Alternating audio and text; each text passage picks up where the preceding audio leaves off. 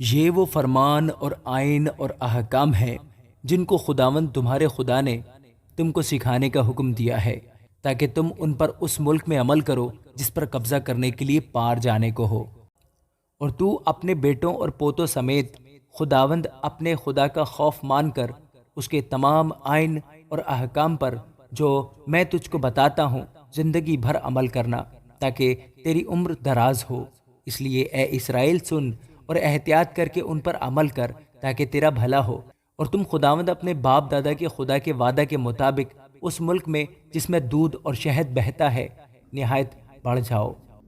سن اے اسرائیل، خداوند ہمارا خدا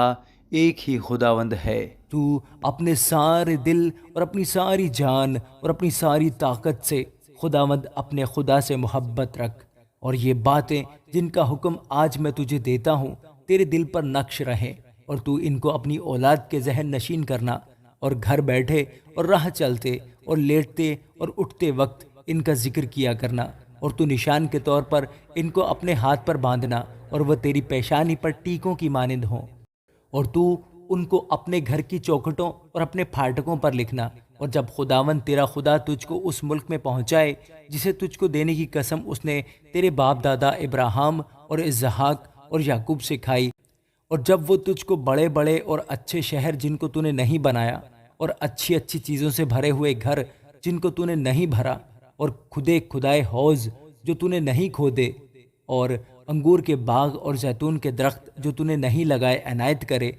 اور تو کھائے اور سیر ہو، تو ہوشیار رہنا تا ایسا نہ ہو کہ تو خداوند کو جو تجھ کو ملک مصر سے یعنی غلامی کے گھر سے نکال لایا بھول جائے۔ تو خداوند اپنے خدا کا خوف ماننا اور اسی کی عبادت کرنا اور اسی کے نام کی قسم کھانا۔ تم اور معبودوں کی یعنی ان قوموں کے معبودوں کی جو تمہارے آس پاس رہتی ہیں پیروی نہ کرنا، کیونکہ خداوند تیرا خدا جو تیرے درمیان ہے غیور خدا ہے۔ سو ایسا نہ ہو کہ خداوند تیرے خدا کا غضب تجھ پر بھڑکے اور وہ تجھ کو روئے زمین پر سے فنا کر دے۔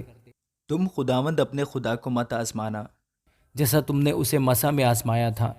تم جانفشانی سے خداوند اپنے خدا کے حکموں اور شہادتوں اور آئین کو جو اس نے تجھ کو فرمائے ہیں ماننا، اور تو وہی کرنا جو خداوند کی نظر میں درست اور اچھا ہے، تاکہ تیرا بھلا ہو، اور جس اچھے ملک کی بابت خداوند نے تیرے باپ دادا سے قسم کھائی تو اس میں داخل ہو کر اس پر قبضہ کر سکے، اور خداوند تیرے سب دشمنوں کو تیرے آگے سے دفع کرے جیسا اس نے کہا ہے۔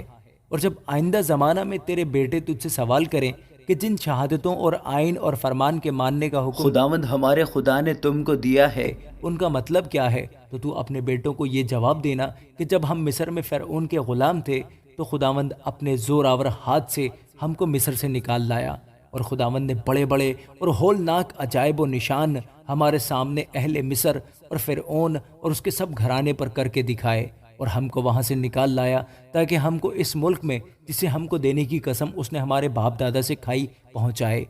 سو خداوند نے ہم کو ان سب احکام پر عمل کرنے اور ہمیشہ اپنی بھلائی کے لیے خداوند اپنے خدا کا خوف ماننے کا حکم دیا ہے، تاکہ وہ ہم کو زندہ رکھے جیسا آج کے دن ظاہر ہے۔ اور اگر ہم احتیاط رکھیں کہ خداوند اپنے خدا کے حضور ان سب حکموں کو مانے جیسا اس نے ہم سے کہا ہے، تو اسی میں ہماری صداقت ہوگی۔ آمین۔